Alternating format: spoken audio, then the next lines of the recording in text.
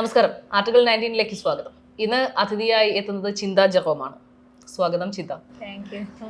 യുവജന commission chairperson സ്ഥാനത്തിന് ശേഷം എവിടെയായിരുന്നു ചിന്ത? ഞാൻ ഇവിടെയൊക്കെ തന്നെ ഉണ്ടല്ലോ. ഞാൻ വളരെ സജീവമായി നാട്ടിൽ രാഷ്ട്രീയ പ്രവർത്തനം, പൊതുപ്രവർത്തനം ഒക്കെ നടത്തുന്നു. ജനങ്ങൾക്കിടയിൽ തന്നെയുണ്ട്. നന്നായി പോകുന്നു. കാരണം എനിക്ക് തോന്നുന്നു യുവജന കമ്മീഷൻ ചെയർപേഴ്സൺ ആയിരിക്കുന്ന സമയത്താണെങ്കിലും അതിനുശേഷവും ഒക്കെ സൈബർ ഇടത്തിൽ വലിയ രീതിയിൽ ആക്രമിക്കപ്പെട്ടുകൊണ്ടിരുന്ന ആളാണ് ചിന്ത, അല്ലേ? ആക്രമിക്കപ്പെടുക എന്ന് പറഞ്ഞാൽ ഇടതുപക്ഷ പ്രവർത്തകരായിട്ടുള്ള എല്ലാവരും വലുതും ചെറുതുമായ ആക്രമണങ്ങൾക്കും ഇതുപോലെ ഒറ്റതിരിഞ്ഞ് അവരെ ആക്രമിക്കുക എന്നുള്ളൊരു രീതി പൊതുവെ പണ്ടേ ഉണ്ട്. ഇപ്പോൾ അത് സൈബർ ഇടങ്ങളിലാകുന്നു എന്നേ ഉള്ളൂ. പക്ഷെ അത് ഈ പറഞ്ഞ ഇടതുപക്ഷ, അത് സ്ത്രീകളോടാണോ ഈ പറയുന്ന കൂടുതലായി ഈ പറയുന്നത് പോലെയുള്ള ഒരു സൈബർ അറ്റാക്കിന്റെ ഫോമാറ്റ് ഒക്കെ ഉണ്ടാവുന്നത്? കാരണം അതിപ്പോൾ ഇടതുപക്ഷമാണെങ്കിലും ഇപ്പോൾ കോൺഗ്രസിലെ ആണെങ്കിൽ തന്നെയും സ്ത്രീകൾക്കെതിരെ ഈ പറയുന്നത് പോലെ ഒരു സൈബർ ഇടത്തിലുള്ള ആക്രമണങ്ങൾ വളരെ സജീവമല്ലേ? പ്രത്യേകിച്ചും ഇപ്പോൾ രമ്യ ഹരിദാസിന്റെ കാര്യമാണെങ്കിലും ഒക്കെ ഈ പറയുന്നത് പോലെ ഒരു സൈബർ ആക്രമണം നമ്മൾ കണ്ടിട്ടുള്ളതല്ലേ? അങ്ങനെ സൈബർ ഇടത്തിൽ ഒരു സ്ത്രീയെ ആക്രമിക്കുക എന്ന് പറയുന്നത് ശരിയായിട്ടുള്ളൊരു രീതിയല്ല. നമുക്ക് എല്ലാവർക്കും അറിയാമല്ലോ. അതായത് പലപ്പോഴും മുഖംമൂടി പ്രൊഫൈലുകളാണ് ഈ വന്ന് ആക്രമണമൊക്കെ നടത്തിയിട്ട് പോകുന്നത്. എല്ലാ കാലത്തും ഇത്തരത്തിലൊരു പാട്രിയാർക്കൽ മൈൻഡ് സെറ്റ് ഉള്ള ആളുകൾ വിവിധ തരങ്ങളിൽ സ്ത്രീകൾക്ക് നേരെ അതിക്രമങ്ങൾ ഉണ്ടാക്കിയിട്ടുണ്ട്. അപ്പോൾ അതിൻ്റെ ഒരു പുതിയ കാലത്തെ അവർക്ക് സ്വീകരിക്കാൻ കഴിയുന്ന എളുപ്പമായ ഒരു മാർഗം, മുഖം പുറത്ത് കാണിക്കേണ്ട, പേര് യഥാർത്ഥത്തിൽ പറയണ്ട, അപ്പോൾ എന്തെങ്കിലുമൊക്കെ വന്ന് പറഞ്ഞിട്ട് പോകും. അപ്പോൾ ഒരു ആണഹങ്കാരത്തിൻ്റെയും അതോടൊപ്പം തന്നെ ആണധികാരത്തിൻ്റെ ഒരു ചിഹ്നം അടയാളപ്പെടുത്താൻ വേണ്ടി അവർ ശ്രമിക്കുന്നത് പലപ്പോഴും നമുക്ക് നേരെ ഇത്തരത്തിലുള്ള സ്ത്രീവിരുദ്ധ പരാമർശങ്ങൾ നടത്തിക്കൊണ്ടൊക്കെയാണ്. അപ്പോൾ അതിനെയൊക്കെ നിയമപരമായി നേരിടേണ്ടതിന് നിയമപരമായി നേരിടുക, അല്ലാതെ നമ്മൾ പുച്ഛിച്ച് തള്ളേണ്ട ചില കാര്യങ്ങളൊക്കെ വരാറുണ്ട്. അതൊക്കെ ആ അർത്ഥത്തിൽ തന്നെ ഗൗനിക്കാതെ കളയുക എന്നുള്ള രീതിയാണ് ഞാൻ തുടരുന്നത്. ഈ സോഷ്യൽ മീഡിയ ഒക്കെ എങ്ങനെയാണ്? സോഷ്യൽ മീഡിയയിൽ ഇടപെടലുകളെയൊക്കെ വളരെ സന്തോഷത്തോടെ കാണുന്ന ആളാണോ? അതായത് കൂടുതലായി സോഷ്യൽ മീഡിയയിലൊക്കെ ഇടപെടാൻ ഇഷ്ടപ്പെടുന്ന ആളാണോ ചിന്ത? തീർച്ചയായിട്ടും. ഞാൻ സോഷ്യൽ മീഡിയയിൽ എൻ്റെ ഒരു സാന്നിധ്യം ഉറപ്പാക്കാൻ വേണ്ടി പറ്റുന്ന വിധത്തിലൊക്കെ പരിശ്രമിക്കാറുണ്ട്. ഇപ്പം നമ്മൾ കാലാകാലങ്ങളായി കണ്ടുവന്നൊരു പരമ്പരാഗത പ്രവർത്തന ശൈലിയിൽ നിന്ന് വ്യത്യസ്തമാണല്ലോ പുതിയ കാലത്ത്. അപ്പോൾ പുതിയ കാലത്തെ ചെറുപ്പം എവിടെയാണ്, അല്ലെങ്കിൽ പുതിയ കാലത്തെ നമ്മുടെ സമൂഹത്തിൻ്റെ ഒരു താല്പര്യം എന്താണ്, അതൊക്കെ മനസ്സിലാക്കി ഇടപെടുക എന്നുള്ളത് ഞാൻ എപ്പോഴും ശ്രദ്ധിക്കുന്ന അപ്ഡേറ്റ് ആവുക എന്നുള്ളതുണ്ട്. തീർച്ചയായിട്ടും. നമ്മൾ അപ്ഡേറ്റ് ആയിക്കൊണ്ട് മാത്രമേ നമുക്ക് മുമ്പോട്ട് പോകാൻ കഴിയൂ. അതെല്ലാ മനുഷ്യരെ സംബന്ധിച്ചും അങ്ങനെയാണല്ലോ. മാറ്റം ഒരു നിയമമാണല്ലോ. മാറ്റമില്ലാത്തത് മാറ്റം മാത്രമാണ്. അപ്പോൾ ആ മാറ്റത്തിനൊപ്പം അതിലെ നല്ല വശങ്ങൾ ഉൾക്കൊണ്ടുകൊണ്ട് പോകുക എന്നുള്ളത് തന്നെയാണ്. എനിക്ക് തോന്നുന്നു ചിന്ത എന്ത് തൊട്ടാലും വിവാദമാണ് തോന്നുന്നു. ചിന്ത ഒരു പുസ്തകം എഴുതി, അത് എനിക്ക് തോന്നുന്നു പിന്നീട് ഞാൻ 3 പുസ്തകം എഴുതി. ചിന്തയെ ആക്രമിക്കാനായിട്ടൊക്കെ ഈ പുസ്തകത്തിന്റെ പേരൊക്കെ വെച്ചിട്ട് തന്നെ ചിന്തയ്ക്കെതിരെ വലിയ ആക്രമണങ്ങൾ എല്ലായ്പ്പോഴും. നമ്മുടെ ഈ ട്രോളന്മാർക്ക് ചിന്തയോട് ഇത്ര സ്നേഹം? അല്ല, ഞാൻ പറഞ്ഞല്ലോ, ഒന്ന് നമ്മുടെ ഇടതുപക്ഷ നിലപാടുകൾ പലരെയും അസ്വസ്ഥപ്പെടുത്താറുണ്ട്.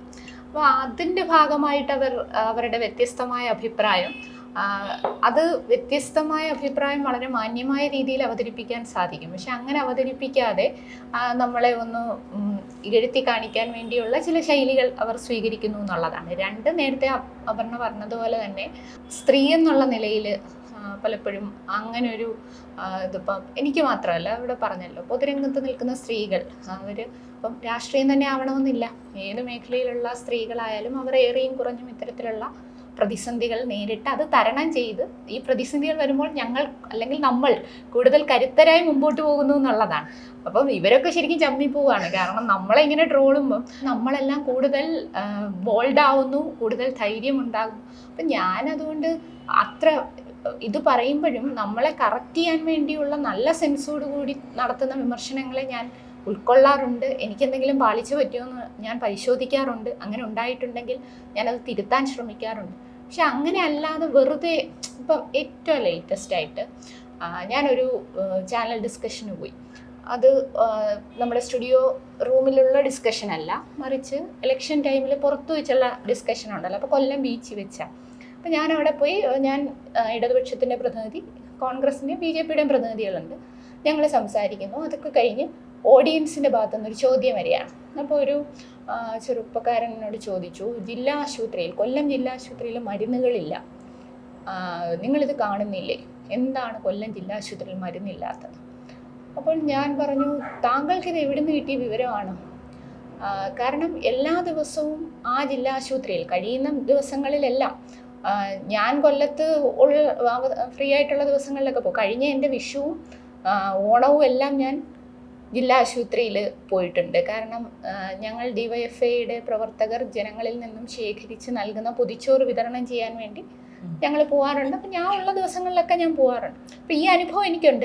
അപ്പോൾ അതുകൊണ്ട് എനിക്ക് ജില്ലാ ആശുപത്രിയുടെ അവിടുത്തെ ദൈനംദിന പ്രവർത്തനങ്ങളുടെ ഒരു കൃത്യമായ അനുഭവം എൻ്റെ മുമ്പിലുണ്ട്. അപ്പം പലപ്പോഴും പല രോഗികളും നമ്മളെ വിളിച്ച് ചോദിക്കാറുണ്ട് ഏതൊക്കെ ദിവസമാണ് OP ഉള്ളത്. കാരണം ഞങ്ങൾ മിക്ക ദിവസങ്ങളിലും അവിടെ പോകുന്നവരാണ്. ഞങ്ങൾക്ക് അതുകൊണ്ട് ആശുപത്രിയെക്കുറിച്ച് നല്ല ധാരണയുണ്ട്.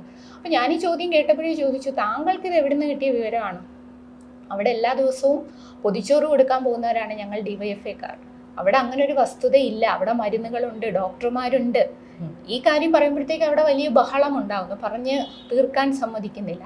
എന്നിട്ട് ഇത് അടർത്തിയെടുത്തിട്ട് മരുന്നില്ല എന്ന് പറയുമ്പോൾ ഞാൻ പറയുന്നു, മരുന്നില്ലെങ്കിൽ എന്താ, പൊതിച്ചോറുണ്ടല്ലോ. അങ്ങനെയാണോ ഞാൻ പറഞ്ഞത്? അത് വസ്തുതയായ ഒരു കാര്യത്തെ സൂക്ഷ്മമായി നോക്കുന്ന പൊതുജനങ്ങൾക്ക് അത് മനസ്സിലായിട്ടുണ്ട്. പക്ഷെ അതിൻ്റെ പേരിൽ എന്തുമാത്രം ട്രോളുകളാണ്. ഇയാൾ ചോദിച്ചതിനല്ല ഉത്തരം പറയുന്നത്, അല്ലെങ്കിൽ പറയാത്ത കാര്യം നമ്മുടെ വായിൽ തിരികെ വെച്ച് നമ്മൾ ഇങ്ങനെയാണ് മറുപടി പറഞ്ഞത്. ഇതൊക്കെ മനഃപൂർവ്വമായി, അതായത് ചിന്ത പറയാൻ ശ്രമിക്കുന്നത് എന്ന് ഈ പറയുന്നത് പോലെ മെഡിസിൻ ഇല്ല എന്ന് പറയുന്ന സമയത്ത് നിങ്ങൾക്ക് എങ്ങനെയാണ് അത് പറയാൻ പറ്റുക? അത് പൊതുച്ചോറ് വിതരണത്തിനായി ഈ പറയുന്ന പ്രത്യേക ദിവസങ്ങളിൽ അല്ലെങ്കിൽ ഒട്ടുമിക്ക ദിവസങ്ങളിൽ അവിടെ പോകുന്ന ഞാൻ ഉൾപ്പെടെയുള്ള DYFIക്കാർക്ക് ഇത്തരത്തിലുള്ള വിവരം ലഭിച്ചിട്ടില്ലല്ലോ. അല്ല, അവിടെ അങ്ങനെ ഒരു വസ്തുത ഇല്ല. അവിടെ ഡോക്ടറുണ്ട്, അവിടെ മരുന്നുകളുണ്ട്, അത് ഞങ്ങൾക്കറിയാം എന്ന് പറഞ്ഞു തുടങ്ങുന്ന ഘട്ടത്തിൽ തന്നെ ആ ഭാഗം കട്ട് ചെയ്തെടുത്തിട്ടങ്ങ് പ്രചരിപ്പിക്കുകയാണ്. എന്നാൽ അതിൻ്റെ അടുത്ത ദിവസം മറ്റൊരു ചാനലിൽ ഒരു ഡിസ്കഷനിൽ ഒരു വ്യക്തി വന്നിട്ട് പറഞ്ഞു, ജില്ലാ ആശുപത്രിയിൽ ഡോക്ടർ ഇല്ല. അപ്പം ഞാൻ പറഞ്ഞു, അച്ഛൻ എൻ്റെ കൂടെ വാ, നെഫ്രോളജി ഡോക്ടറെ നാളെ അച്ഛന് ഞാൻ കൊണ്ടുപോയി കാണിച്ചു തരാം. പക്ഷെ എന്തോ ആ ചാനൽ അതിനൊരു ഫോളോ അപ്പ് നടത്തി. ചാനൽ അടുത്ത ദിവസം ഈ ഇദ്ദേഹത്തോട് പറഞ്ഞു, നമുക്കൊന്ന് ചിന്താ ജെറോമിൻ്റെ വെല്ലുവിളി ഏറ്റെടുത്ത് കൂടെ പോവാം.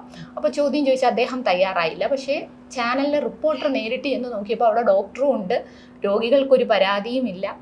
അപ്പോൾ അവരതൊരു വാർത്തയായി പ്രത്യേകമായി കൊടുത്തു. പക്ഷെ ഞാൻ മനസ്സിലാക്കുന്നത്, ഈ ആദ്യത്തെ ചാനലിൽ വന്ന ഞാൻ പറഞ്ഞ ഉത്തരത്തെ സംബന്ധിച്ച് കട്ട് ചെയ്ത് പ്രചരിപ്പിച്ച ആ സാധനം എത്തിയ ആളുകളിലേക്കൊന്നും രണ്ടാമത് നമ്മുടെ ഭാഗത്ത് നിന്നുണ്ടായ വളരെ കൃത്യമായൊരു മറുപടി, അതിൻ്റെ ഫോളോ അപ്പ്, അവിടെ ഡോക്ടർ ഉണ്ടെന്നുള്ള പോസിറ്റീവ് സാധനം ഇത് എത്തിയിട്ടില്ല.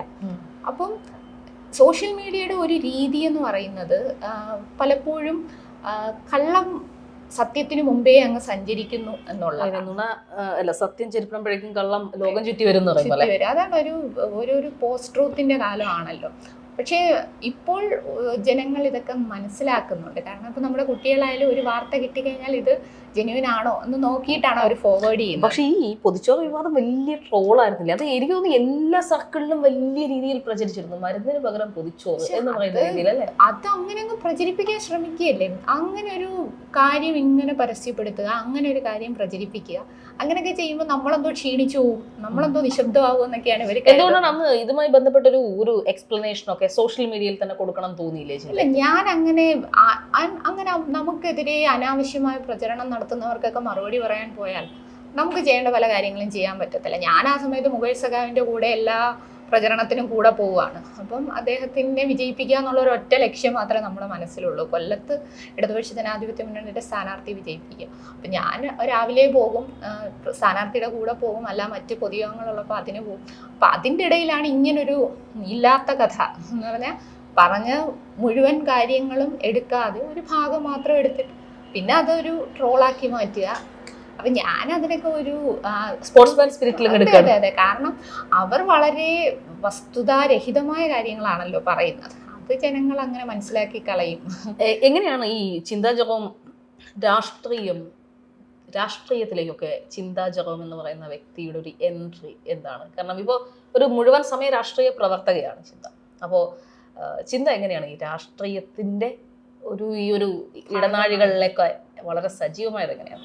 അല്ല, ഞാൻ ചെറുപ്പം തൊട്ടേ എൻ്റെ വീട്ടിൽ രാഷ്ട്രീയത്തെക്കുറിച്ച് ഒരു കൃത്യമായ അവലോകനം നടത്തുന്ന ഒരു കുടുംബമാണ്. പപ്പയും അമ്മയും KSTയുടെ പ്രവർത്തകരായിരുന്നു. അധ്യാപക സംഘടനയിലെ പ്രവർത്തകരാണ്. ഇടതുപക്ഷ മനസ്സ് വീട്ടിൽ. പപ്പ ചെറുപ്പം തൊട്ടേ എന്നെ എല്ലാ പരിപാടികൾക്കും കൊണ്ടുപോകും. കൊണ്ടുപോകുന്നതൊക്കെ പാർട്ടിയുമായി ബന്ധപ്പെട്ട യോഗങ്ങളും പരിപാടികളുമായിരിക്കും. അപ്പം അങ്ങനെയൊക്കെ കണ്ട് കണ്ട് എനിക്ക് ഈ തൊഴിലാളി വർഗ രാഷ്ട്രീയത്തോടൊരു വലിയ ഇഷ്ടവും സ്നേഹവും ഉണ്ട്. അതിൽ പപ്പ വളരെ ചെറിയ ഭാഷയിലൊക്കെ ഓരോ ഡെഫിനിഷൻസ് പറഞ്ഞു തരും. എന്തുകൊണ്ട് ഇടതുപക്ഷം, അല്ലെങ്കിൽ എന്തുകൊണ്ട് CPI. അപ്പം അതിനൊക്കെ പാവങ്ങൾക്കൊപ്പമാണ്, സാധാരണക്കാരനൊപ്പമാണ്, നമ്മുടെ ഇപ്പം തൊഴിലാളികൾക്കൊപ്പമാണ്. അതൊക്കെ കേൾക്കുമ്പോൾ നമുക്കൊരു ഇഷ്ടവും സ്നേഹവും തോന്നുമല്ലോ. അതാണ് എനിക്ക് ആദ്യം ഈ പക്ഷത്തിനോടുണ്ടായൊരു ഇഷ്ടമെന്ന് പറയുന്നത്. ഞാൻ സ്കൂളിൽ പഠിക്കുന്ന സമയത്താണ് പിണറായി സഖാവ് വൈദ്യുതി മന്ത്രി സ്ഥാനം രാജിവെച്ച് പാർട്ടി സെക്രട്ടറി ആവുന്നത്. അപ്പോഴും ഞാൻ പോയി പപ്പഴി ചോദിച്ചിട്ടുണ്ട്, അപ്പം മന്ത്രിയെക്കാളും വലുതാണോ പാർട്ടി സെക്രട്ടറി? അപ്പോൾ പപ്പ അതിനുള്ള മറുപടികൾ, ഇതൊക്കെ ഓരോ ഉത്തരവാദിത്തങ്ങൾ പാർട്ടി ഏൽപ്പിക്കുന്നതാണ്, ഏറ്റവും വലുത്. ചിന്തയ്ക്ക് എന്ത് തോന്നുന്നു, മന്ത്രിയേക്കാൾ അല്ലെങ്കിൽ മുഖ്യമന്ത്രിയേക്കാൾ വലുതാണോ പാർട്ടി സെക്രട്ടറി സ്ഥാനം? തീർച്ചയായിട്ടും പാർട്ടി ഓരോരുത്തർക്കും ഓരോ കാലത്തും ഓരോ ചുമതലകൾ നൽകും. അതിൽ വലുത് ചെറുത് എന്നുള്ളതില്ല. അത് ഇപ്പോൾ എനിക്കതിന് കൃത്യമായി മറുപടി അറിയാമല്ലോ. മറുപടി അല്ലെങ്കിൽ അതിൻ്റെ അർത്ഥം അറിയാം. അന്ന് ഞാൻ തീരെ കുഞ്ഞാണ്. അപ്പോൾ അന്ന് ഞാൻ പോയി അങ്ങനെ ചോദിക്കും. ഇപ്പം ഒരു മുഴുവൻ സമയ പ്രവർത്തകയായിരിക്കുക എന്നുള്ളത് പാർട്ടി ഇപ്പോൾ എന്നിൽ ഏൽപ്പിച്ച ഉത്തരവാദിത്തമാണ്. ഒരു വർഷം മുമ്പ് എന്നെ ഏൽപ്പിച്ച ഉത്തരവാദിത്വം യുവജന കമ്മീഷന്റെ ചെയർപേഴ്സണായി പ്രവർത്തിക്കുക എന്നുള്ളതാണ്. മുഖ്യമന്ത്രിയായി പ്രവർത്തിക്കുക, മന്ത്രിമാരായി പ്രവർത്തിക്കുക, പാർട്ടി സെക്രട്ടറിയായി പ്രവർത്തിക്കുക, ഇതൊക്കെ പാർട്ടി ഏൽപ്പിക്കുന്ന വിവിധ ഉത്തരവാദിത്തങ്ങളാണ്. അപ്പോൾ ആ ഉത്തരവാദിത്തങ്ങൾക്ക് അതിൻ്റെതായ പ്രാധാന്യമുണ്ട്. അപ്പൊ അന്ന് ആ കൊച്ചായിട്ടുള്ള എന്നെ വിസ്മയിപ്പിച്ചൊരു കാര്യമാണ് ഇങ്ങനെ. അന്ന് നമ്മൾ മന്ത്രി എന്ന് പറയുമ്പോൾ വളരെ ഒരു സൊസൈറ്റിയിലൊക്കെ വലിയ ബഹുമാനം. അതെ. അപ്പൊ ഞാൻ പോയി പപ്പയുടെ ഇങ്ങനെ, പപ്പ എനിക്ക് ഇതൊക്കെ വിശദീകരിച്ചു തരുന്നു. അപ്പൊ അങ്ങനെ ഒരു CPM-നോടുള്ള ഒരു സ്നേഹം മനസ്സിൽ വല്ലാതുണ്ട്. പിന്നെ കോളേജിലെത്തി, ഫാത്തിമ കോളേജിലായിരുന്നു. അപ്പോൾ ആ സമയത്ത് SFIയിൽ പ്രവർത്തിച്ചു. യൂണിവേഴ്സിറ്റി യൂണിയൻ കൗൺസിലറായി 2 തവണ ഫാത്തിമയിൽ നിന്ന് ജയിച്ചു. University union ചെയർപേഴ്സണായി. അതോടുകൂടിയാണ് സജീവ രാഷ്ട്രീയത്തിന്റെ പടവുകൾ കയറുന്നത്. അതെ, യൂണിവേഴ്സിറ്റി യൂണിയൻ ചെയർപേഴ്സൺ ആയി കഴിഞ്ഞപ്പോൾ ഞാൻ നേരെ തിരുവനന്തപുരത്ത് പോയി, നമ്മുടെ സ്റ്റുഡൻറ് സെന്റർ. സ്റ്റുഡൻറ് സെന്ററിൽ എത്തിയപ്പോഴാണ് അവിടെ യൂണിവേഴ്സിറ്റി കോളേജിലെ സഖാക്കൾ, ആർട്സ് കോളേജിലെ സഖാക്കൾ, പിന്നെ അവരും എല്ലാവരുമായിട്ടൊരു ബന്ധമായി. അവിടെ എനിക്ക് ഏറ്റവും എന്നെ ഗുരുതുല്യനായി ഞാൻ കാണുന്നതാണ് സഖാവ് പി ബിജു അന്ന് ഞങ്ങളുടെ സർവകലാശാല യൂണിയൻ്റെ കാര്യങ്ങളൊക്കെ നമുക്ക് സഹായിക്കാനായിട്ടൊക്കെ SFIയുടെ ഒരു നേതൃത്വമായി നിന്ന സഖാവാണ്. അപ്പോൾ ബിജുവണ്ണൻ എനിക്കിങ്ങനെ പറഞ്ഞു തരും. അപ്പോൾ ബിജുവണ്ണൻ ചോദിച്ചു, യൂണിവേഴ്സിറ്റി യൂണിയൻ നമ്മൾ ആരെ കൊണ്ടാണ് ഉദ്ഘാടനം ചെയ്യിക്കാൻ നിങ്ങൾ ആലോചിക്കുന്നത്? അപ്പം ഞാൻ ഇങ്ങനെ ആരുടെ പേര് പറയണം എന്നൊക്കെ ഇങ്ങനെ ഓർത്ത് നിൽക്കുന്ന സമയത്ത് എന്നോട് പറഞ്ഞു, ഇത് കേരള സർവകലാശാല യൂണിയനാണ്, ഏറ്റവും പ്രഗത്ഭനായ വ്യക്തി വേണം ഇത് ഉദ്ഘാടനം ചെയ്യാൻ. അങ്ങനെ ഞങ്ങൾ ഒരു പ്രഗത്ഭരായി വരാൻ കഴിയുന്ന സാംസ്കാരിക നായകന്മാരുടെ ലിസ്റ്റ് തയ്യാറാക്കി. അന്ന് ഞാൻ ഡിഗ്രി സെക്കൻഡ് ഇയർ പഠിക്കുക. അപ്പോൾ എനിക്ക് ചിന്തിക്കാൻ പറ്റുന്നതിനപ്പുറം MT വാസുദേവൻ നായർ സാറിനെ കൊണ്ട് ഉദ്ഘാടനം ചെയ്യിക്കാമെന്ന് തീരുമാനിച്ച് MTയെ കാണാൻ പോയി. MTയെ ക്ഷണിച്ചു. MT വന്നു. ഇപ്പോൾ MT ഉദ്ഘാടകനായിരിക്കുന്നു. തൊട്ടടുത്ത് അധ്യക്ഷയായി ഡിഗ്രി രണ്ടാം വർഷ വിദ്യാർത്ഥിനിയായി ഞാനിരിക്കുന്നു. അപ്പോൾ എൻ്റെ ഒരു പബ്ലിക് അപ്പിയറൻസ് ആദ്യമായിട്ട് തിരുവനന്തപുരത്ത് സെനറ്റ് ഹാളിൽ. അതൊക്കെ എനിക്ക് ഇപ്പോഴും ഓർക്കുമ്പോൾ എൻ്റെ ജീവിതത്തിലെ ഒരു ഗോൾഡൻ മൊമെന്റ്സ്. പിന്നെ ആ സർവകലാശാല യൂണിയൻ സമയത്ത് ഞാൻ പരിചയപ്പെട്ടതാണ് മധു സാർ, സിനിമാ താരം മധു. അതോടൊപ്പം തന്നെ സുകുമാർ അഴീക്കോട് മാഷ് ഞങ്ങളുടെ പ്രഭാഷണ പരമ്പര ഉദ്ഘാടനം ചെയ്തു. ഞാൻ അഴീക്കോട് മാഷിനെ കാണാൻ പോയി. ഞാൻ പറഞ്ഞു, ഞാൻ ചെറുപ്പത്തിൽ പ്രസംഗ മത്സരത്തിനൊക്കെ സമ്മാനം വാങ്ങിയിട്ടുണ്ട്. അപ്പോൾ മാഷ് വാത്സല്യത്തോടു കൂടി എന്നെ അടുത്തിരുത്തി കാര്യങ്ങളൊക്കെ ചോദിച്ചു. അത് കഴിഞ്ഞ് പിറ്റേ ദിവസം രാത്രി മാഷ് അന്ന് കൊല്ലം ഗസ്റ്റ് ഹൗസിൽ താമസിച്ചപ്പോഴാണ് ഞാൻ പോയി കണ്ടത്. ഇനി കൊല്ലം SM കോളേജിലെ മാഷിൻ്റെ പ്രഭാഷണം. അപ്പം അങ്ങനെ ഒരുപാട് പ്രഗത്ഭരായ കുമാർ ഷാഹിനി, ഇപ്പോൾ അദ്ദേഹം നമ്മൾ ഈ അടുത്ത നാളിലാണ് വിട്ടുപോയത്. അദ്ദേഹമാണ് ഞങ്ങളുടെ കലോത്സവത്തിൻ്റെ സമാപനത്തിൻ്റെ ഉദ്ഘാടനത്തിന് വന്നത്. അങ്ങനെ ഇന്ത്യയിൽ നമുക്ക് ലഭിക്കാവുന്ന പ്രഗത്ഭരായ ആളുകളെയൊക്കെ കൊണ്ടുവന്നിട്ടാണ് ഞങ്ങളുടെ സർവകലാശാല യൂണിയൻ്റെ പ്രവർത്തനം നടത്തിയത്. അന്ന് പിണറായി സഖാവ് പാർട്ടി സെക്രട്ടറി ആയിട്ടുണ്ട്. അപ്പോൾ പിണറായി സഖാവ് 2 സെമിനാറിൽ വന്നു. പ്രകാശ് കാരാട്ട് അന്ന് ഒരു സെമിനാർ ഉദ്ഘാടനം ചെയ്തു. അപ്പോൾ എൻ്റെ യൂണിവേഴ്സിറ്റി യൂണിയൻ്റെ സെമിനാറിൽ പങ്കെടുത്തുകൊണ്ടാണ് പ്രകാശ് കാരാട്ട് അന്ന് പറയുന്നത്, ആണവ കരാറിൽ നിന്നും പിന്മാറിയില്ലെങ്കിൽ പിൻവലിക്കേണ്ടി വന്നേക്കാം എന്നുള്ളൊരു പബ്ലിക് സ്റ്റേറ്റ്മെന്റ് അന്ന് പാർട്ടി ജനറൽ സെക്രട്ടറി നടത്തി. അപ്പോൾ അതും എല്ലാ മാധ്യമങ്ങളും വലുതായി കവർ ചെയ്തു. അപ്പം അന്ന് ആ യോഗത്തിന്റെ അധ്യക്ഷയായിരുന്നത് ഞാനാണ്. അപ്പൊ അങ്ങനെയൊക്കെ എനിക്കൊരു വലിയ ചരിത്ര നിമിഷങ്ങളുടെ സാക്ഷിയാവാൻ ആ ചെയർപേഴ്സൺ ആയിരുന്ന സമയത്ത്, യൂണിവേഴ്സിറ്റി യൂണിയൻ ചെയർപേഴ്സൺ ആയിരുന്ന സമയത്ത്. അതാണോ ഈ പറയുന്ന നമ്മൾ പോയില്ലേ, നമ്മുടെ ഒക്കെ ഒരു പ്രവർത്തനം അല്ലെങ്കിൽ നമ്മുടെ ഒരു കരിയർ ഇതിലൊക്കെ നമ്മുടെ ഗോൾഡൻ ടൈം എന്നും നമ്മളിങ്ങനെ എപ്പോഴും ഇങ്ങനെ ഓർക്കുമ്പോൾ നമ്മുടെ മനസ്സിൽ അല്ലെങ്കിൽ നമ്മുടെ ചുണ്ടിൽ ഒരു ചിരിയൊക്കെ വരുന്ന ചില സമയമൊക്കെ ഉണ്ടാവും. നമ്മുടെ കരിയറിലുണ്ടാവും, നമ്മുടെ അല്ലെങ്കിൽ കരിയറിലാണെങ്കിലും അല്ലെങ്കിൽ നമ്മുടെ പൊതുപ്രവർത്തന രംഗത്താണെങ്കിലൊക്കെ ഉണ്ടാവും. ആ ഒരു സമയം എന്ന് പറയുന്നത് ഈ യൂണിവേഴ്സിറ്റി ചെയർപേഴ്സൺ ആയിരിക്കുന്ന സമയമാണ്. SFI കാലം എൻ്റെ ലൈഫിൽ ഏറ്റവും എപ്പോഴും ഓർക്കുമ്പോൾ ഭയങ്കര സന്തോഷം. ഇപ്പോഴും SFI ആണ്, എപ്പോഴും അതൊരു ലൈഫിലെ ഏറ്റവും സുന്ദരമായ സമയമാണ്. ഈ ചിന്ത അത് കഴിഞ്ഞ് ഞാൻ ഡിഗ്രി ഫാത്തിമയിൽ കഴിഞ്ഞു, PGയും ഫാത്തിമയിൽ തന്നെ ചെയ്തു, MA ഇംഗ്ലീഷ്. അത് കഴിഞ്ഞിട്ട് ഞാൻ യൂണിവേഴ്സിറ്റി എൻട്രൻസ് എഴുതി PhDക്ക് കേരള യൂണിവേഴ്സിറ്റി ഡിപ്പാർട്ട്മെന്റിൽ ജോയിൻ ചെയ്തു. PhD ഒക്കെ വലിയ വിവാദമായിരുന്നല്ലോ. അത് കഴിഞ്ഞിട്ട് അപ്പം എനിക്ക് ആ സമയത്ത് തന്നെ ഞാൻ നെറ്റും JRFും ക്ലിയർ ചെയ്തു. എന്നിട്ടാണ് PhD ഞാൻ ഒരുപാട് കഷ്ടപ്പെട്ട് ചെയ്തതാണ്. കാരണം PhD എടുക്കുക എന്നുള്ള ഒരു വലിയ സ്വപ്നമാണ്. പക്ഷേ ഈ സംഘടനാ പ്രവർത്തനത്തിൻ്റെ ഇടയിൽ അത് നടക്കുക എന്നുള്ളത് കുറച്ച് ശ്രമകരമാണല്ലോ. അപ്പം അതിൻ്റെ ഇടയിൽ യൂണിവേഴ്സിറ്റി യൂത്ത് കമ്മീഷൻ ചെയർപേഴ്സൻ്റെ ചുമതല വന്നു. അപ്പം ഞാൻ PhD പാർട്ട് ടൈം ആക്കി. എന്നിട്ടും അതിൻ്റെ വർക്ക് തുടർന്നുകൊണ്ടിരുന്നു. അങ്ങനെ PhD സബ്മിറ്റ് ചെയ്തു, PhD അവാർഡ് ചെയ്തൊക്കെ കഴിഞ്ഞ് കുറച്ച് നാളുകൾ, എനിക്ക് തോന്നുന്നു 1 കൊല്ലം കഴിഞ്ഞപ്പോഴാണ് നിങ്ങളൊക്കെ അപർണയൊക്കെ വിളിച്ചല്ലോ, ഇങ്ങനെ പെട്ടെന്നൊരു വിവാദം വന്നു. ഇങ്ങനെ ചെങ്ങമ്പുഴയുടെ വാഴക്കുല വൈലോപ്പള്ളിയുടേതാണ് എന്ന ഒരു വാചകം അതിലുണ്ട് എന്നുള്ളത്. അത് ശരിക്കും 300ഓളം പേജുള്ളൊരു തീസിസാണ്. കവിതയെ സംബന്ധിച്ചോ മലയാള സാഹിത്യത്തെ സംബന്ധിച്ചോ വാഴക്കുലയെ പറ്റിയോ ഒന്നുമുള്ള തീസിസേ അല്ല, അതൊന്നുമായിട്ട് യാതൊരു ബന്ധമുള്ളതല്ല. സിനിമയെക്കുറിച്ചാണ് എൻ്റെ PhD തീസിസ്. അപ്പം സിനിമയുടെ പ്രത്യയശാസ്ത്രം, അതാണ് ideological underpinnings in commercial Malayalam films of post liberalisation era, അതാണ് ടോപ്പിക്ക്. അപ്പം അതിനെക്കുറിച്ചൊക്കെ ഇങ്ങനെ പറഞ്ഞു പോകുന്നതിൻ്റെ ഇടയിൽ ഒരു പരാമർശം വാഴക്കുലയെ കുറിച്ച് ഉണ്ടായി. അപ്പോൾ അതിലൊരു നോട്ടപ്പിശക് സംഭവിച്ചിട്ടുണ്ട്. അല്ല, നമ്മൾ പക്ഷേ PhD പേപ്പറൊക്കെ സബ്മിറ്റ് ചെയ്യുന്ന സമയത്ത് ഭയങ്കര സ്ക്രൂട്ടിനി ചെയ്യാം. ഭയങ്കരമായിട്ട് വായിച്ചു, ഭയങ്കരമായിട്ട് ശ്രദ്ധിച്ചു. ഞാൻ വായിച്ചു, എൻ്റെ ടീച്ചേഴ്സ് വായിച്ചു, എൻ്റെ പരിചയക്കാർക്കൊക്കെ ഞാൻ വായിക്കാൻ കൊടുത്തു, എൻ്റെ ഗൈഡ് നന്നായി നോക്കി. പക്ഷെ നമ്മുടെ കണ്ണിൽ പെടാതെ ഒരു വരി, ആകെ അതിനകത്ത് ഒരൊറ്റ വരിയേ ഉള്ളൂ വാഴക്കുലയെ സംബന്ധിച്ച്. ആ ഒരു വരിയിൽ വാഴക്കുല ബൈ ചെങ്ങമ്പുഴ എന്നുള്ളതിന് ഇങ്ങനെ ഒരു നോട്ടപ്പിശക് സംഭവിച്ചു. പക്ഷെ അത് വലിയ രീതിയിൽ വിമർശനങ്ങൾ. പിന്നെ ഒന്ന് നമുക്കൊരു അറ്റാച്ച്മെന്റ് ഉള്ളൊരു കവിതയാണല്ലോ വാഴക്കുല. അതായത് സാധാരണക്കാരെ സംബന്ധിച്ചിടത്തോളം നമ്മളൊക്കെ പാടിയിട്ടുള്ള, നമ്മളൊക്കെ പഠിച്ചിട്ടുള്ള കവിതയാണ്. അവിടെ ഞാൻ എല്ലാ യോഗങ്ങളിലും പ്രസംഗിക്കുമ്പോൾ കേരളത്തിന്റെ നവോത്ഥാന ചരിത്രത്തെ കുറിച്ച് പറയുമ്പോൾ വാഴക്കുലയെ കുറിച്ച് പറയാറുണ്ട്, ചെങ്ങമ്പുഴയുടെ കവിതകളെ കുറിച്ച് പറയാറുണ്ട്.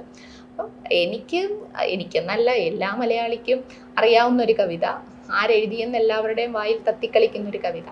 അത് ഇത്രയും പേര് പരിശോധിച്ചിട്ടും എൻ്റെ കണ്ണിലും ഒക്കെ പെടാതെ പോയി എന്നുള്ളത് ഒരു നമുക്ക് ഒത്തിരി അറിയാവുന്ന ഒരു കാര്യം പെട്ടെന്ന് നമ്മൾ ഓടിച്ചു നോക്കുമ്പോൾ ചിലപ്പോൾ കണ്ണിൽ പെടില്ല.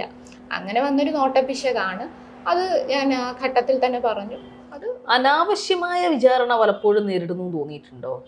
ആനുപാതികരഹിതമായ, അതായത് നമുക്കുണ്ടാകുന്ന പിഴവുകൾക്കാൾ വലിയ വിമർശനം ഏറ്റുവാങ്ങുന്നു എന്ന് എനിക്ക് തോന്നിയിട്ടുണ്ട്. അപ്പോൾ ഞാനിപ്പോൾ ഒരു തെറ്റുമില്ലാത്ത ഒരാളാണ് എന്നുള്ള അഭിപ്രായമൊന്നും എനിക്കില്ല. മനുഷ്യ സഹജമായ പ്രശ്നങ്ങളൊക്കെ എനിക്കുണ്ട്. അപ്പോൾ പക്ഷെ എനിക്കുണ്ടാകുന്ന പിഴവുകൾ പലപ്പോഴും പർവ്വതീകരിക്കുന്നു.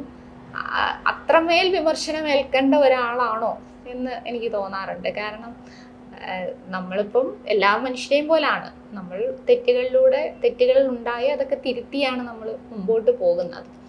അപ്പം ആദ്യമൊക്കെ നമുക്കൊരു പ്രയാസം തോന്നും, എന്താണ് ഇങ്ങനെ. ഇപ്പം അങ്ങനെയൊന്നുമില്ല, ഇപ്പം യൂസ്ഡായി, ഇപ്പം നമുക്കറിയാം. അതൊന്നും വ്യക്തിപരമായി ചിന്താ ജെറോമിന് നേരെ ഉണ്ടാകുന്ന വിമർശനം അല്ല, അതൊക്കെ നമ്മൾ ഉയർത്തിപ്പിടിക്കുന്ന നിലപാടിനോടുള്ള അസഹിഷ്ണുതയുടെ ഭാഗമായിട്ട് വരുന്നതാണ്. എന്താണ് പൊതുപ്രവർത്തകയായില്ല എങ്കിൽ, രാഷ്ട്രീയം ഒരു മുഴുവൻ സമയ പ്രവർത്തനമാക്കിയില്ലെങ്കിൽ ചിന്താ ജെറോം ആരാകുമായിരുന്നു? ഞാൻ അധ്യാപന രംഗത്ത് അധ്യാപക ദമ്പതികളുടെ മകളായതുകൊണ്ടാണോ എന്ന് ചോദിച്ചാൽ അറിയില്ല. ഞാൻ കുറച്ച് നാൾ പഠിപ്പിച്ചിട്ടുണ്ട്. ഞാൻ ഇവിടെ കൊല്ലത്ത് നമ്മുടെ ഒരു ഡിസ്റ്റൻ്റ് എഡ്യൂക്കേഷൻ്റെ സെൻറ്ററിൽ കേരള യൂണിവേഴ്സിറ്റിയുടെ തന്നെയാണ് ഞാൻ പഠിപ്പിച്ചിട്ടുണ്ട്. അപ്പം സൺഡേ സാറ്റർഡേ ആയിരുന്നു അവർക്ക് ക്ലാസ് ഉണ്ടായിരുന്നത്, ഞാൻ പഠിപ്പിക്കാൻ പോയിട്ടുണ്ട്. അപ്പോൾ എനിക്കിഷ്ടമാണ്. അപ്പം ഞാൻ പഠിപ്പിച്ച കുട്ടികൾക്കുമൊക്കെ എന്നോട് വലിയ സ്നേഹമാണ് ഇപ്പോഴും. അതിൽ പലരും ഇപ്പോൾ പല മേഖലകളിലൊക്കെ പ്രവർത്തിക്കുന്നുണ്ട്. അപ്പോൾ ഞാൻ ഇടയ്ക്ക് എവിടെയോ പോയപ്പോൾ ആരും എന്നെ ചിന്താ മിസ് എന്ന് വിളിച്ചു. ഞാൻ പെട്ടെന്ന് അത്ഭുതപ്പെട്ടു, കാരണം ചിന്തേച്ചിന്നും സഖാവെന്നൊക്കെയാണ് പൊതുവെ വിളികൾ വരാറുള്ളത്. ഞാൻ പെട്ടെന്ന് നോക്കിയപ്പോൾ പറഞ്ഞു ഞാൻ അന്നിങ്ങനെ അവിടെ വന്നിട്ടുള്ളതാണ്. പിന്നെ ഇപ്പം അന്ന് ഈ സെമിനാരിയിലെ ബാച്ച് ഉണ്ടല്ലോ, നമ്മുടെ ക്രിസ്തീയ പഠനത്തിന്റെ ഭാഗമായി സെമിനാരിയിൽ പഠിക്കുന്ന കുട്ടികൾ അവിടെ ക്ലാസ്സിന് വന്നിട്ടുണ്ട്. അതിൽ പലരും ഇപ്പം കാത്തലിക് പ്രീസ്റ്റുകൾ ആയിട്ടുണ്ട്. അപ്പൊ അവരുടെ ഓർഡിനേഷനൊക്കെ എന്നെ വിളിച്ചിട്ടുണ്ടായിരുന്നു. അപ്പോൾ ഞാൻ പോയപ്പോൾ അവരും എന്നെ ഒരു ടീച്ചർ എന്ന നിലയിൽ കാണുന്നു. അപ്പോൾ നമ്മുടെ ഒരു അധ്യാപനം ഇഷ്ടമാണ്. അധ്യാപനം എന്ന് പറയുന്നത് അതൊരു പുതിയ അനുഭവമാണല്ലോ എന്നെ സംബന്ധിച്ച്. ഞാൻ എപ്പോഴും പൊതുപ്രവർത്തനം ക്യാമ്പസുകളിലൊക്കെ പോകുന്നു, പക്ഷെ ഇതിപ്പോ എന്നെ സംബന്ധിച്ച് വേറൊരു മേഖലയാണ്. നമുക്ക് അറിയുന്നൊരു ചിന്തയുണ്ട്, വിമർശനങ്ങൾ വന്നാൽ വളരെ പക്വതയോടെ, അതായത് എനിക്ക് തോന്നുന്നത് വലിയ റിയാക്ഷൻസിനൊന്നും പോവാതെ വളരെ പക്വതയോടെ കൈകാര്യം ചെയ്യുക, അല്ലെങ്കിൽ പല സമയത്തും പല വാക്കുകളും പാളിപ്പോകുന്നതായി തോന്നുമെങ്കിൽ പോലും ചിന്ത എന്ന് പറയുന്ന ആളിനെ കുറിച്ച് പൊതുമധ്യത്തിൽ ക്രിയേറ്റ് ചെയ്ത് വെച്ചിരിക്കുന്ന ഒരു മുഖമുണ്ട്. അതിനപ്പുറത്തേക്കുള്ള ചിന്ത എന്താണോ? അതായത് വളരെ സങ്കടപ്പെടാൻ, അല്ലെങ്കിൽ എൻ്റെതായ ഒരു സ്പേസിൽ എങ്ങനെയാണ് ചിന്തയുടേതായ ഒരു സ്പേസിൽ ചിന്തയുടെ ഏറ്റവും കംഫർട്ട് സോൺ എവിടെയാണ്? എങ്ങനെയാണ് ചിന്ത കംഫർട്ട് സോണിൽ? ഞാൻ വളരെ കൂളാണ്. നിങ്ങൾ എന്നെ അടുത്തറിയാവുന്നവർക്കെല്ലാം അറിയാം. ഞാൻ എപ്പോഴും പറയും, എന്നെ വിമർശിക്കുന്നവരാരും എന്നെ നേരിട്ട് കണ്ടിട്ടുള്ളവരല്ല. ഞാനുമായിട്ട് സൗഹൃദമുള്ളവരോ എൻ്റെ അടുത്ത് ഒരു 10 മിനിറ്റ് സംസാരിച്ചിട്ടുള്ളവരോ ഒന്നും അവർ പലരും എന്നോട് കണ്ടിട്ട് ഇപ്പം ട്രെയിൻ യാത്രക്കിടയിലോ അല്ലെങ്കിൽ ബസ് യാത്രക്കിടയിലോ കണ്ടുപോയിട്ട് പക്ഷെ ഞങ്ങൾ കരുതിയ പോലെ അല്ല കേട്ടോ, ഞങ്ങൾ ഈ ട്രോളൊക്കെയാണ് കണ്ടിട്ടുള്ളത്. പിന്നെ ഈ കട്ട് ചെയ്ത് വരുന്ന പ്രസംഗത്തിൻ്റെ ഇതൊക്കെ ഞങ്ങൾ കരുതി ഭയങ്കര സീരിയസ് ആണ്, പക്ഷേ ഇതങ്ങനെ അല്ലല്ലോ എന്നൊക്കെ സംസാരിച്ച് പോകാറുണ്ട്. അത് എന്താണ് ഞാനാണ്. ചിന്തയുടെ ഈ ഡ്രസ്സിംഗ് ഒക്കെ ചില സമയത്ത് വിമർശിക്കപ്പെട്ടിട്ടില്ലേ? കാരണം ഈ നമ്മുടെ ടിപ്പിക്കൽ തോട്ട് ഉണ്ടെന്ന് തോന്നുന്നു അല്ലേ, ആളുകൾക്ക് പൊളിറ്റിക്കൽ ആക്ടിവിസ്റ്റുകൾ അല്ലെങ്കിൽ പൊളിറ്റീഷ്യൻസ് എങ്ങനെയായിരിക്കണം, പൊളിറ്റീഷ്യൻസായ സ്ത്രീകൾ എങ്ങനെയായിരിക്കണം വേഷം ധരിക്കേണ്ടത്, ഇതിനൊക്കെ എവിടെയും ഇതൊന്നും എഴുതി വെച്ചിട്ടില്ല. പക്ഷേ നമ്മുടെയൊക്കെ ഒരു തോട്ട് അല്ലെങ്കിൽ ചില മനുഷ്യരുടെയൊക്കെ ഒരു തോട്ട് ആ തരത്തിലാണ്. അതിനപ്പുറത്തേക്ക് മാറി നിന്നുകൊണ്ട് എന്തുകൊണ്ടാണ്, എങ്ങനെയാണ് ചിന്ത ഇങ്ങനെ വേറൊരു തരത്തിൽ, അല്ലെങ്കിൽ ചിന്തയുടെ കംഫർട്ട് സോണിൽ നിന്നുകൊണ്ട് ഡ്രസ്സ് ധരിക്കുക അല്ലെങ്കിൽ വസ്ത്രധാരണം എന്നുള്ളതൊക്കെ ആ ഒരു തീരുമാനമൊക്കെ എങ്ങനെയാണ്? ഇല്ല, ഞാനായിട്ട് തന്നെ നിൽക്കുകയാണല്ലോ. ഞാനിപ്പോൾ ജനങ്ങൾക്കിടയിൽ പ്രവർത്തിക്കുമ്പോൾ ഞാൻ എൻ്റെ രീതികൾക്കനുസൃതമായി പ്രവർത്തിച്ചാൽ മാത്രമല്ല ഉള്ളൂ എനിക്ക് സത്യസന്ധമായി ജനങ്ങൾക്കിടയിൽ നിൽക്കാൻ പറ്റും. അല്ല ഞാൻ മറ്റൊരാളായി അഭിനയിച്ച് എത്ര സമയം നമുക്കങ്ങനെ നിൽക്കാൻ കഴിയും? ഞാൻ എങ്ങനെയാണോ അതുപോലെ തന്നെ സമൂഹത്തിൽ ഇടപെടുക എന്നുള്ളതാണ്. അല്ലാതെ അതിനുവേണ്ടി ഒരു മേക്ക് ഓവർ, ഞാനൊരു പൊതുപ്രവർത്തകയാണ് അതുകൊണ്ട് ഞാൻ ഇവിടെ അപർണ പറഞ്ഞ പോലെ അങ്ങനൊരു ഞാനതിനെ ഡിഫറൻഷ്യേറ്റ് ചെയ്ത് കാണുന്നില്ല. എൻ്റെ ജീവിതത്തിൻ്റെ ഭാഗമാണ് എൻ്റെ പൊതുപ്രവർത്തനം. രാഷ്ട്രീയ പ്രവർത്തനം എന്ന് പറയുന്നത് നമ്മൾ ഉറങ്ങുമ്പോഴും നമ്മൾ ഉണർന്നിരിക്കുമ്പോഴും അല്ലെങ്കിൽ വീട്ടിലിരിക്കുമ്പോഴും ഒക്കെ നമ്മൾ ഇത്തരം പ്രവർത്തനങ്ങളുടെ ഭാഗമായി തന്നെ നിൽക്കുകയാണ്. അപ്പം ഞാൻ അല്ലെങ്കിൽ പുറത്തേക്ക് പോകുമ്പോൾ മറ്റൊരാളാവുകയും എൻ്റെ സുഹൃത്തുക്കൾക്കിടയിൽ ഞാൻ വേറൊരാളാവുകയും ചെയ്യുക എന്ന് പറയുന്നത് അതൊരു കബളിപ്പിക്കലാണ്. ഞാൻ അങ്ങനല്ല. ഞാൻ എന്താണോ അത് തന്നെയാണ് ഞാൻ ജനങ്ങൾക്കിടയിലും. എന്താണ് ചിന്തയുടെ പോസിറ്റീവ്സ് ആൻഡ് നെഗറ്റീവ്സ്? അത് ജനങ്ങളല്ലേ പറയേണ്ടത്, നിങ്ങളല്ലേ പറയേണ്ടത്. പോസിറ്റീവ് എന്താണ് എനിക്ക് എന്നിൽ കോൺഫിഡൻസ് ഉണ്ട് എന്ന് പറയുന്നത് എന്തിനാണ്? ഞാൻ വീഴ്ചകളിൽ അങ്ങനെ വിഷമിച്ചിരിക്കാതെ മറിച്ച് എനിക്കതിൽ നിന്നും ഉയർന്നു വരാൻ കഴിയുമെന്നുള്ളൊരു തോന്നൽ എൻ്റെ ഉള്ളിലുണ്ട് എന്ന് പലപ്പോഴും എനിക്ക് തോന്നിയിട്ടുണ്ട്. പലപ്പോഴും വല്ലാതെ പ്രയാസപ്പെടുന്ന ഘട്ടങ്ങളിൽ ഞാൻ നന്നായി ധൈര്യം സംഭരിക്കാറുണ്ട്. അപ്പോൾ ഞാനൊന്ന് ശക്തിപ്പെടാറുണ്ട്. ഒരുപാട് സന്തോഷങ്ങളിലൊക്കെ നിൽക്കുമ്പോൾ ഞാൻ ചിലപ്പോൾ മമ്മി പാമ്പർ ചെയ്യുകയും മമ്മിയുടെ കൂടെ നിൽക്കുകയൊക്കെ ചെയ്യുമ്പോൾ ഞാൻ കുറച്ച് ഇതായി പോവുമെങ്കിലും എനിക്ക് എന്തെങ്കിലും പ്രതിസന്ധി വന്നാൽ അല്ലെങ്കിൽ ഒരു പ്രയാസം വന്നാൽ ഞാൻ പെട്ടെന്ന് സ്ട്രോങ് ആവും. അതെൻ്റെ ഒരു പോസിറ്റീവ് സൈഡായിട്ട്. നെഗറ്റീവ് സൈഡ് എനിക്ക് തോന്നിയിട്ടുണ്ട്. നെഗറ്റീവ് സൈഡ് എന്താ, എല്ലാ മനുഷ്യർക്കും ഒരുപാട് നെഗറ്റീവ് സൈഡുകളുണ്ടല്ലോ. ഞാൻ സഖാവ് പിണറായിയെ കാണുമ്പോഴെപ്പോഴും ഞാൻ മനസ്സിൽ ഓർക്കുന്നൊരു കാര്യം, എനിക്ക് അദ്ദേഹത്തിൻ്റെ പോലെ ആ പഞ്ച്വാലിറ്റി കീപ്പ് ചെയ്യാൻ പറ്റുന്നില്ലല്ലോ. എത്രയോ തിരക്കുള്ളൊരു മുഖ്യമന്ത്രി 5 മണിയാണ് പരിപാടി നോട്ടീസിൽ വെച്ചിരിക്കുന്നതെങ്കിൽ 4:55 ആ വേദിയിലെത്തും. എനിക്ക് അങ്ങനെ ഒരു കൃത്യനിഷ്ഠ പാലിക്കാൻ അത്രത്തോളം ഇതുവരെ കഴിഞ്ഞിട്ടില്ല. അത് മാതൃകയാക്കാൻ തുടങ്ങിയിട്ടൊരു ഞാൻ പറഞ്ഞ യൂണിവേഴ്സിറ്റി യൂണിയൻ ചെയർപേഴ്സണായ അന്ന് തൊട്ട് ഞാൻ മാതൃകയാക്കാൻ ശ്രമിക്കുന്ന കാര്യമാണ്. പക്ഷേ അതൊരു നെഗറ്റീവായിട്ട് എനിക്ക് തോന്നിയിട്ടുണ്ട്. അപ്പം നമ്മുടെ തിരക്ക് കൊണ്ടാണ്, അല്ലെ ഒരു കമ്മിറ്റി കഴിഞ്ഞാൽ ഓടി അടുത്ത യോഗത്തിന് ചെല്ലുമ്പോഴത്തേക്കും സമയം വൈകുന്നു എന്നുള്ള എക്സ്പ്ലനേഷനൊക്കെ നമുക്ക് പറയാം. പക്ഷെ ഞാൻ ആലോചിക്കുന്നത് മുഖ്യമന്ത്രിക്ക് കഴിയുമെങ്കിൽ എന്തുകൊണ്ട് നമുക്ക് കഴിയുന്നില്ല? അപ്പം അതെൻ്റെ ഒരു നെഗറ്റീവായിട്ട് എനിക്ക് തോന്നിയിട്ടുണ്ട്. എപ്പോഴും അതായത് ചിന്തയുടെ വാക്കുകൾ ചില സമയത്ത് പാളിപ്പോവാറുണ്ട്. നമുക്കൊരു ഓർമ്മയില്ലേ ഒരു ജിമിക്കി കമ്മൽ വിവാദമൊക്കെ? അത് പാളിയതല്ലടാ, ഞാൻ അവിടെ പ്രസംഗിച്ചത് എന്താണ്, മാറുന്ന യുവത എന്ന വിഷയത്തിൽ ഒരു 40 മിനിറ്റ് പ്രസംഗം നടത്തിയത്. അപ്പം മാറുന്ന യുവതയിൽ സിനിമാ ഗാനങ്ങളിൽ വന്ന മാറ്റം, സിനിമയിൽ വന്ന മാറ്റം, വസ്ത്രധാരണത്തിൽ വന്ന മാറ്റം, ഇതൊക്കെ പറഞ്ഞു. അപ്പം അന്ന് ട്രെൻഡിങ് ആയ നമ്മുടെ പാട്ട് ലാലേട്ടൻ്റെ ജിമിക്കി കമ്മൽ, ആ പാട്ടിനെ കുറിച്ച് ഞാൻ എൻ്റെതായ ശൈലിയിൽ ഒരു പ്രസംഗിച്ചതാണ്. അപ്പോൾ അതവിടെ നിന്ന ആളുകൾ ഒക്കെ, ഓഡിയൻസ് ഒന്ന് ഭയങ്കരമായിട്ട് ഇഷ്ടപ്പെടുകയും അഭിപ്രായം പറയുകയും, പിന്നീട് ആ ഭാഗം മാത്രം കട്ട് ചെയ്ത് ഇങ്ങനെ വന്നപ്പോൾ ഇത്ര അരസികയാണോ, ഒരു പാട്ടല്ലേ, അതിനെ ഇങ്ങനെയൊക്കെ വിമർശിക്കണോ എന്നൊക്കെ പലരും ചോദിച്ചു.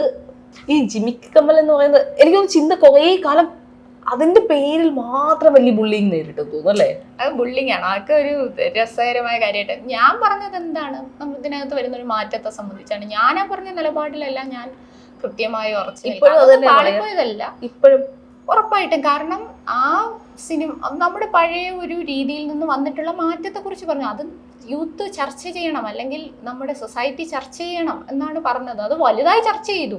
സൗഭാഗ്യയുടെ ഒരു ഇതുവരെ ഉണ്ടായിരുന്നു, എന്താണ് സൗഭാഗ്യ ഒരു വീഡിയോ പോലും അതൊരു പാട്ടൊക്കെ ആക്കി ചെയ്തിട്ടിരിക്കുന്നതാണ്. അതൊക്കെ ഞാൻ രസകരമായിട്ട് കാണാറുള്ളൂ. ഇനി എന്താണ് ഭാവി പരിപാടികൾ?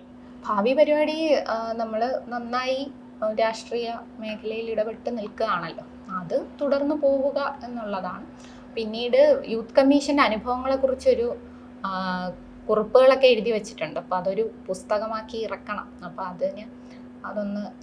അതൊക്കെ ഒന്ന് ശരിയാക്കുന്ന. യൂത്ത് കമ്മീഷൻ കാലം എങ്ങനെ ഉണ്ടായിരുന്നു?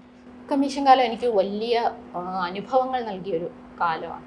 കാരണം ഞാൻ പറഞ്ഞില്ലേ, റിസർച്ച് ചെയ്യുന്നതിൻ്റെ ഇടയിലാണ് ഇങ്ങനൊരു ചുമതലയിലേക്ക് എന്നെ അപ്പോയിൻ്റ് ചെയ്യുന്നത്. സർക്കാർ അങ്ങനെ ഒരു ഉത്തരവാദിത്തം ഏൽപ്പിച്ചപ്പോൾ എന്നെ സംബന്ധിച്ചത് വലിയൊരു അംഗീകാരവുമാണ്, അതോടൊപ്പം വലിയൊരു ഉത്തരവാദിത്വമാണ്. അതിൽ പല രൂപങ്ങളിലാണ് നമ്മൾ അവിടെ ആക്ട് ചെയ്തത്. ഒന്ന്, ആ ഓഫീസിൻ്റെ HOD ആണ്, യൂത്ത് കമ്മീഷൻ എന്ന് പറയുന്ന ഓഫീസിൻ്റെ ഹെഡ് ഓഫ് ദ ഡിപ്പാർട്ട്മെൻ്റ് ആയിട്ടാണല്ലോ ചെയർപേഴ്സൺ. 2, നമ്മുടെ മുമ്പിൽ പരാതിക്കാർ വരും, എതിർകക്ഷികളെ നമ്മൾ വിളിച്ചു വരുത്തും, എന്നിട്ട് ഹിയറിംഗ് നടത്തും, പോലീസിൻ്റെ റിപ്പോർട്ട് വാങ്ങും, ഇതിനകത്തൊരു തീരുമാനം യുവജനങ്ങൾക്ക് അനുകൂലമായി സ്വീകരിക്കും. അവിടെയൊക്കെ ഒരു അർദ്ധ ജുഡീഷ്യൽ അധികാരത്തോടു കൂടിയാണ് ആ സമയത്ത് നമ്മൾ ആക്ട് ചെയ്തിട്ടുള്ളത്. പിന്നീട് ഒരുപാട് ഇപ്പോൾ ട്രൈബൽ കോളനികളിൽ പോവുക, ആ ട്രൈബൽ കോളനികൾ വിസിറ്റ് ചെയ്തിട്ട് അവിടെ യൂത്തിന് ആവശ്യമായ കാര്യങ്ങൾ, അല്ലെങ്കിൽ ഞാൻ പോയൊരു സ്ഥലമാണ് ഇടമലക്കുടി, ഇടുക്കിയിൽ. ഇവിടെ 2 ദിവസം അവിടെ താമസിച്ചിട്ടാണ് ഞങ്ങൾ അവിടുത്തെ റിപ്പോർട്ട് തയ്യാറാക്കി സർക്കാരിന് കൊടുത്തതും. പിന്നീട് അവിടത്തേക്ക് റോഡ് വന്നു, ഇലക്ട്രിസിറ്റി വന്നു, അങ്ങനെ കുറേ മാറ്റങ്ങളുണ്ടായി. അവിടുത്തെ സ്ത്രീജനങ്ങളുടെ അവസ്ഥ, യുവതികളുടെ അവസ്ഥ, അത് ഞങ്ങൾ ആരോഗ്യവകുപ്പിനൊക്കെ അത് സംബന്ധിച്ച് റിപ്പോർട്ട് നൽകിയിരുന്നു. അവിടെ ഈ വാലായ്മപ്പുര എന്ന് പറഞ്ഞൊരു പ്രത്യേക ആചാരമുണ്ട്. മാസമുറയുള്ള സമയത്ത് സ്ത്രീകൾ മാറിയിരിക്കേണ്ട സ്ഥലമാണ്, നിങ്ങളൊക്കെ റിപ്പോർട്ട് ചെയ്തിട്ടുണ്ടാവും. അപ്പോൾ അവിടെയുള്ള പ്രയാസം എന്ന് പറഞ്ഞാൽ ഈ വന്യമൃഗങ്ങൾ വരുമെന്ന് പേടിച്ചിട്ട് ഇവരെന്ത് ചെയ്യുമെന്ന് പറഞ്ഞാൽ മാസമുറ വരാതിരിക്കാനുള്ള മെഡിസിൻസ് കഴിക്കും. അപ്പം ഞങ്ങൾ 2 ദിവസം ഇവിടെ താമസിച്ചപ്പോഴാണ് അവിടുത്തെ പെൺകുട്ടികൾ, അവിടുത്തെ യുവതികൾ ഈ വിവരം ഞങ്ങളോട് പറയുന്നത്. അത് ശരിക്കും ഒരുപാട് ഹെൽത്ത് ഇഷ്യൂസ് ഉണ്ടാക്കും, അവരുടെ അവിടുത്തെ ബർത്ത് റേറ്റിൽ കുറവുണ്ടാവും. അപ്പം ഇതൊക്കെ ഞങ്ങൾ പഠിച്ച് സർക്കാരിലേക്ക് സമർപ്പിച്ചിട്ടുണ്ട്. ആ വിവരങ്ങളെല്ലാം, അതിൻ്റെ ആക്ഷൻസ് ഒക്കെ വന്നിട്ടുണ്ട് ആരോഗ്യവകുപ്പിൻ്റെ, സോഷ്യൽ ജസ്റ്റിസിൻ്റെയൊക്കെ ഭാഗത്ത്. മറ്റ് കോളനികൾ, പിന്നെ കോളനികളിലെ കുട്ടികളെ സംബന്ധിച്ച് PSC എക്സാംസ് ഒക്കെ എഴുതിയാൽ അവർക്ക് ജോലി കിട്ടാൻ നല്ല സാധ്യതയുണ്ട്. പക്ഷേ ഇവരുടെ പ്രശ്നം, ഇവർ ഊരിന് പുറത്തേക്ക് കോച്ചിങ്ങിന് പോകുന്നില്ല. അപ്പോൾ യൂത്ത് കമ്മീഷൻ എന്ത് ചെയ്തെന്ന് പറഞ്ഞാൽ ഊരുകൾക്കകത്ത് PSC കോച്ചിങ് ആരംഭിച്ചു. അത് ഞങ്ങളുടെ ഒരു വളരെ പ്രധാനപ്പെട്ട ഒരു ഇടപെടലായിരുന്നു. അതോടൊപ്പം തന്നെ ട്രാൻസ്ജെൻഡേഴ്സിന് മാത്രമായിട്ടൊരു അദാലത്ത് ഞങ്ങൾ സംഘടിപ്പിച്ചു. രാജ്യത്ത് തന്നെ ഒരു കോസി ജുഡീഷ്യൽ ബോഡി അങ്ങനെ സംഘടിപ്പിക്കുന്നത് ആദ്യമായിട്ടായിരുന്നു. അപ്പോൾ അതിൽ ഒരുപാട് പരാതികൾ വന്നു, കമ്മ്യൂണിറ്റിയെ സംബന്ധിച്ച് വന്നു. അവരുടെ ആവശ്യങ്ങൾ, ട്രാൻസ്ജെൻഡേഴ്സിന് പ്രത്യേകമായ കോളം വേണം, ID കാർഡിൽ അവരുടെ ഐഡൻറ്റിറ്റി രേഖപ്പെടുത്താൻ കഴിയണം, അങ്ങനെയൊക്കെ വന്നു. അതിലൊക്കെ നമ്മൾ ശുപാർശകൾ നൽകി. പിന്നെ വ്യക്തിപരമായ ചില ആവശ്യങ്ങൾ വന്നു. അതിലൊരാൾ വന്നത് അവരുടെ വീട്ടിൽ സർട്ടിഫിക്കറ്റ് പിടിച്ചു വച്ചിരിക്കുന്നു വീട്ടുകാർ എന്ന പരാതിയായിരുന്നു. ഞങ്ങൾ പോലീസിന് അത് സംബന്ധിച്ച് റിപ്പോർട്ട് ചോദിച്ചു.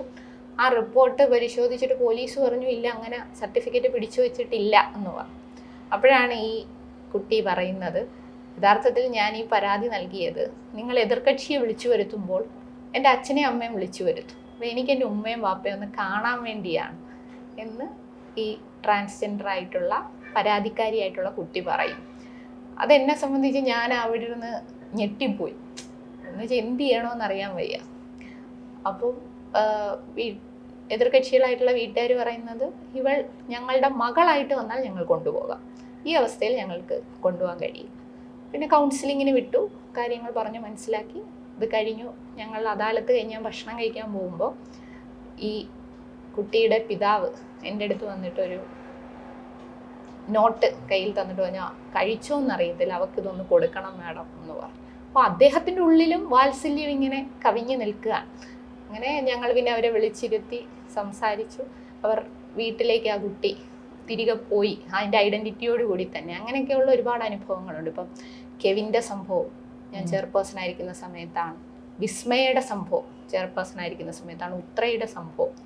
അങ്ങനെ ഒരുപാട് കേസുകൾ ആ സമയത്ത് ഉണ്ടായിട്ടുണ്ട്. അവിടെയൊക്കെ വീടുകളിൽ പോകുന്നു. അപ്പം യൂത്ത് കമ്മീഷൻ വെറുതെ വീടുകളിൽ പോവുമല്ല, എനിക്കിപ്പോഴും ഈ കുടുംബങ്ങളും എല്ലാമായി വലിയ ആത്മബന്ധമുണ്ട്. കെവിൻ്റെ അച്ഛനായാലും വിസ്മയുടെ പിതാവായാലും ഉത്രയുടെ കുടുംബമായാലും. വിസ്മയുടെ പിതാവ് കഴിഞ്ഞ നവകേരള സദസ്സ് വന്നപ്പോൾ മുഖ്യമന്ത്രിയുടെ ബ്രേക്ക്ഫാസ്റ്റ് മീറ്റിങ്ങിന് കൊല്ലത്തുണ്ടായിരുന്നു. അപ്പം അവരെല്ലാം, അദ്ദേഹം എപ്പോഴും പറയുന്നത് എൻ്റെ മകൾക്കുണ്ടായ അവസ്ഥ മറ്റൊരു പെൺകുട്ടിക്ക് ഉണ്ടാകരുത്. ആ കുടുംബം അങ്ങനെ അതൊരു വലിയ വിഷയമായി അവരൊരു സാമൂഹ്യ പ്രതിബദ്ധതയോടുകൂടി പലപ്പോഴും പലയിടത്തും വന്ന് സംസാരിക്കാൻ വരെ തയ്യാറാവുന്നു വിസ്മയുടെ പിതാവ്, സഹോദരൻ. ആ സമയത്ത് ഞങ്ങളൊരു വലിയ ക്യാമ്പയിൻ സ്ത്രീധനത്തിനെതിരെ, ഇത്തരം ദുരാചാരങ്ങൾക്കെതിരെ എടുത്തു. ഇതൊക്കെയാണ് എൻ്റെ യൂത്ത് കമ്മീഷൻ കാലം. വളരെ നല്ല ഫ്രൂട്ട്ഫുൾ ആയിരുന്നു, വളരെ പക്ഷെ ഒരുപാട് ഈ അനാവശ്യമായ പ്രചരണങ്ങൾ പലരും നടത്തി. നിങ്ങൾ എന്ത് ചെയ്യുന്നു, അല്ല ശമ്പളവുമായി ബന്ധപ്പെട്ടൊക്കെ വലിയ അല്ല അങ്ങനെയൊക്കെ. അതിപ്പം സർക്കാരാണ് ഓരോ പോസ്റ്റുകളുടെയും ശമ്പളവും സ്ഥാനവും സ്റ്റാറ്റസും എല്ലാം നിശ്ചയിക്കുന്നത്. രാജ്യത്ത് എന്തെല്ലാം കമ്മീഷനുകളുണ്ട്, വനിതാ കമ്മീഷനുണ്ട്, ബാലാവകാശ കമ്മീഷനുണ്ട്, മനുഷ്യാവകാശ കമ്മീഷനുണ്ട്. അതുപോലെയാണ് യുവജന കമ്മീഷനും. അല്ലാതെ നമ്മളായി രൂപീകരിച്ച ഒരു സംവിധാനമല്ലിത്. ഇത് കോൺഗ്രസിൻ്റെ കാലത്ത്, ഉമ്മൻചാണ്ടി സാറിൻ്റെ കാലത്ത് രൂപീകരിച്ച ഒരു കമ്മീഷനാണ്. ഒരു ഘട്ടത്തിൽ ഒരു കുറച്ച് നാളുകൾ ഞാൻ അതിൻ്റെ ചെയർപേഴ്സണായി നിന്നു. അതിനു മുമ്പ് ഒരു ചെയർമാൻ ഉണ്ടായിരുന്നു, ഇപ്പോഴും ഒരു ചെയർമാനുണ്ട്. പക്ഷേ എന്തുകൊണ്ട് വിമർശനങ്ങൾ എനിക്ക് നേരെ മാത്രം വന്നു എന്നുള്ളത്, അതാണ് നമ്മൾ ആലോചിക്കേണ്ട ഒരു കാര്യം. കാരണം ഇതിനു മുമ്പും അല്ലെങ്കിൽ ഇങ്ങനൊരു സിസ്റ്റത്തിന് നേരെ അല്ലല്ലോ, ഒരു വ്യക്തിക്ക് നേരെ ഇങ്ങനെ പറയുന്നു. അപ്പോൾ അത് നമ്മൾ കൃത്യമായി മനസ്സിലാക്കാൻ, ഞാനതെല്ലാം ആ ഒരു സെൻസിലേ എടുക്കുന്നുള്ളൂ. ഇതൊന്നും കാരണം എന്നെ പേടിപ്പെടുത്താനോ നിശബ്ദയാക്കാനോ കഴിയില്ല എന്നുള്ള ഒരു ധൈര്യത്തിൽ തന്നെയാണ് ഞാൻ പോകുന്നത്. അപ്പോൾ സധൈര്യം മുന്നോട്ട് പോവുക. എല്ലാവിധ ആശംസകളും. Thank you. വളരെ സന്തോഷം.